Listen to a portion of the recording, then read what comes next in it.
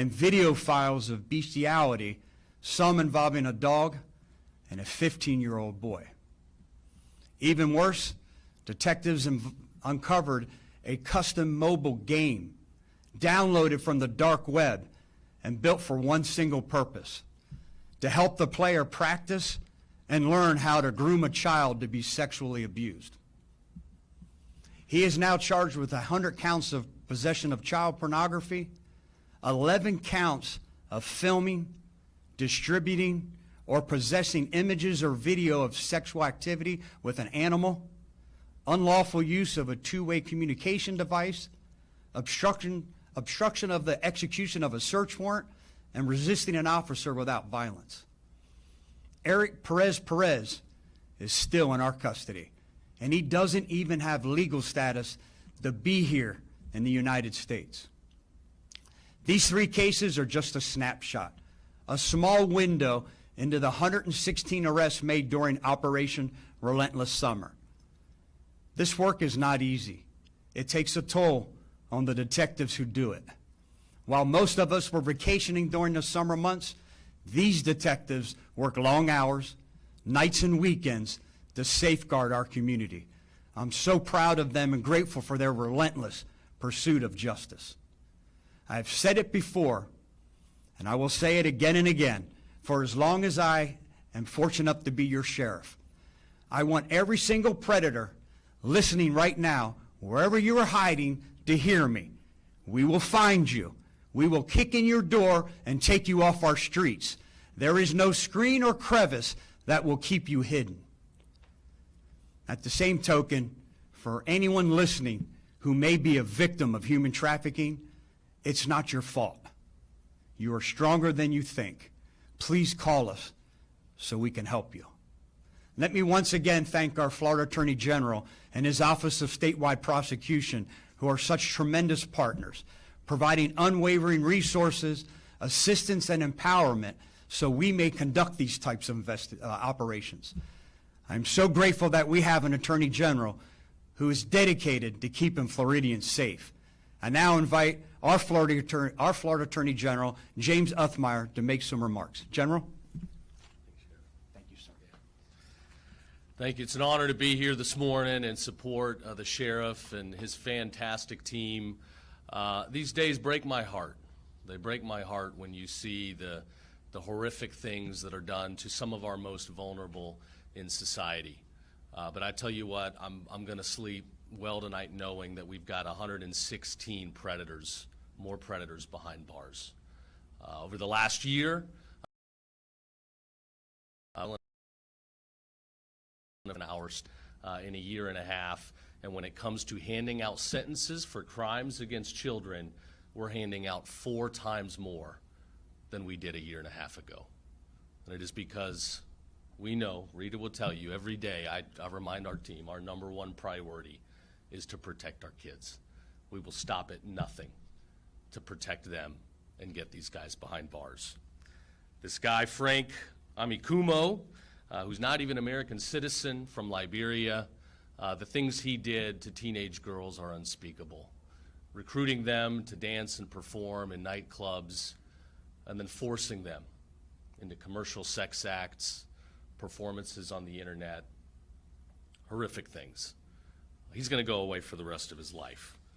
Rita's working on that case, and we're looking at racketeering, conspiracy to commit racketeering, 2 counts of human trafficking, both life felonies, 2 counts of lewd or lascivious battery, deriving proceeds from prostitution, forcing, compelling, or coercing another to commit prostitution, unlawful use of a two-way communication device, tampering with a witness, a life felony, tampering with evidence, and I'm sure Rita's going to find a few more things. We're going to do what you call throwing the book at him. He's looking at least 3 life sentences. People say, why do you need more than 1 life sentence? Because we always got to anticipate some judge somewhere wanting to let him out a little bit early. So we're going to make sure we send him away for the rest of his life. We're going to keep him away from our young girls and our children. I got to tell you, I've had the honor to go work and join the sheriff and his team for one of their undercover stings with the human trafficking unit. And it was so encouraging to see not just the exceptional professionalism with which they fight crime, but more importantly, the team aspect. When you're going out there and taking down bad guys and seeing these gruesome things, it'll wear you down. One of the officers, she'd actually graduated into a completely different division of the office, but she came back just for this sting because she wanted to be there with the team to put bad guys away. What they do, the people at home will never see it, never fully appreciate what they have to go through to catch the most evil in society. But people should rest assured knowing that somebody's awake day and night, holding watch, looking out over our communities. So it's an honor to be here. Child protection will always be our number one. We're going to keep prosecuting to the fullest. Are we handing out any lenient plea deals on this one, Rita? I don't think so. Rita doesn't do plea deals. We're going to make people pay for their crimes, and these are the most egregious that deserve the ultimate form of punishment. So we'll be here for you, Sheriff, every day. We've got some, tomorrow we're going to announce our 2,000th child predator arrest since I've been in office, which is going to be a teacher. It's a sad thing, but it reminds parents out there, if you don't know who your children are with in private, you need to be careful. It can be teachers, it can be people at church, it can be coaches, it can be anybody. Evil is everywhere in this world. You need to have an open dialogue with your kids. You need to know what they're doing on their cell phones. Most of our cases originate through online platforms. We're going after a lot of these companies civilly and criminally where they have designed addictive algorithms that keep kids online for hours and hours and expose them to predators that are deceiving the kids and pretending to be kids themselves. So we'll stay at this. We're going to hold these companies accountable, and we will seek justice where it is due. So thanks and God bless. Thank you, General. At this time, I'll take any questions. Will Eric Ramos be deported? Yes, at some point. Absolutely. He's got some very serious charges, so when that will occur, that'll be up to the federal partner that we have in that case. What country is Eric Ramos from? Mexico, sorry. I had to double check because out of this operation, 11 of the individuals that we arrested are here in the country unlawfully. Mexico, Eric Perez is from Mexico. Did the number of arrests over just a few months, did that surprise you once you guys started getting into this? No, it doesn't surprise us. I think you have a roller coaster of emotions. You're happy that the detectives are that effective and making such phenomenal cases. At the same time, you're sad that you're still having this number of individuals that are in our community preying on our young people. I wanted to do this operation. I asked that they forfeit their summer this year, knowing that with kids being out of school and having more free time and spending more time online, predators would see that as a larger opportunity. So I wanted to make sure that they were out there, and obviously they were effective, and I'm grateful that they forfeited their summer to safeguard our community as well as they did.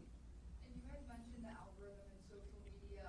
Any advice to parents on how to talk to their kids about this? Yeah, the general alluded to it as well. Know who your children are speaking to, know who they're communicating with, know who they're spending their time with. I say this all the time, you know, you hear children talk about helicopter parent. I don't think in today's age there's any such thing. We have to know who our children are speaking to, what websites they're visiting, because this is where their predators see an opportunity. They see a vulnerable child who's unsupervised, whatever the case may be, whatever the environmental factor may be, and they see this as an opportunity to prey on our young people. Sure. Now that kids are back in school, does the message change for parents, or does that change at all, like what you guys look for, your investigative means? Yeah, great question. Question is, do we change anything now that kids are back in school? We're fortunate here in Hillsborough County. We have the resources. So these units that we talked about, our human trafficking squad, our internet predator squad, our sex predator unit, they're full-time. So they work all year round. This is an announcement of a summer investigation operation that we did. But even there, they still have a lot more work to do. There's more victims that we're working to rescue. There's more suspects that are going to be arrested as a result of this. Unfortunately, I'm not able to talk about it. I'll attack the integrity of the investigation that they're working now. But luckily, in our community, having the resources we have, this is a year-long operation. Sheriff, for those at home who may be watching and needed help, what specific resources are available to them? As far as victims? Yes. Yeah, again, I think that's what makes Tampa Bay so special when you have resources like One More Child and Sail of Freedom. When we started this 10 years ago, there weren't any resources. We would rescue somebody and all pull our money together, try to find some money to get that individual a hotel room for a night or two. Now there's so many services. If it's substance abuse, if it's mental health, whatever it is to get them healthy, that respite care, to get them permanent housing, get them gainful employment. It's an absolute game changer having services in our Tampa Bay community that we share the partnerships we have with our non-government partnerships that we have make all the difference in the world. So when I encourage victims to come forward, we have the resources, and I'm not asking you to make a leap of faith. I'm asking you to have the courage, the strength to come forward. We'll take care of the rest for you.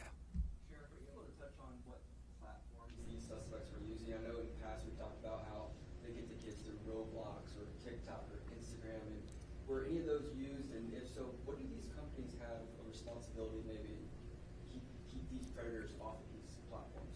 Yeah, absolutely. The question is, what platforms do we find these predators luring children or preying and utilizing? It's every platform, even some of the dark web. I mean, who would think to create an app where you could download a game that would be an instructional manual to tell you how and instruct you how to entice a child and train them how to be better at being physically and sexually abused? You know, so they're spending a lot of time on the dark web. When I sit here and I warn predators that we're coming for you, that's just not an idle threat. We have access to everything they have access to, and I think we're a lot more highly trained than they are.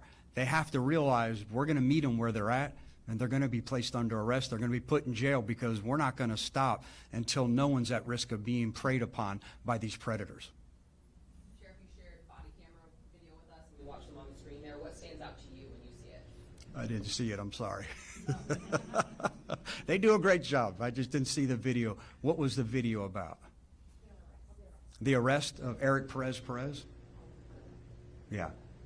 I think what stands out with Eric Perez is they went to the house and the detectives were trying to be extremely cordial, asking him to open the door, that they had a search warrant for the residence, and he chose not to open up the door. He made us do things the hard way, and I think he thought because he wasn't going to allow us access that we weren't going to make entry, and that's certainly not the case. When we have a warrant for your house, we like to do things the easy way, what they call the nice way, but we're certainly trained to do it any way we need to. Last question.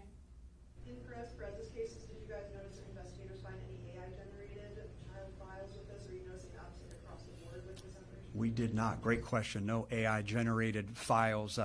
You know, the account is way over 100. They just, as 100 is the max statute. That's how it's charged. But again, when I sit here and describe how graphic and repulsive it is, it's worse than you could even imagine.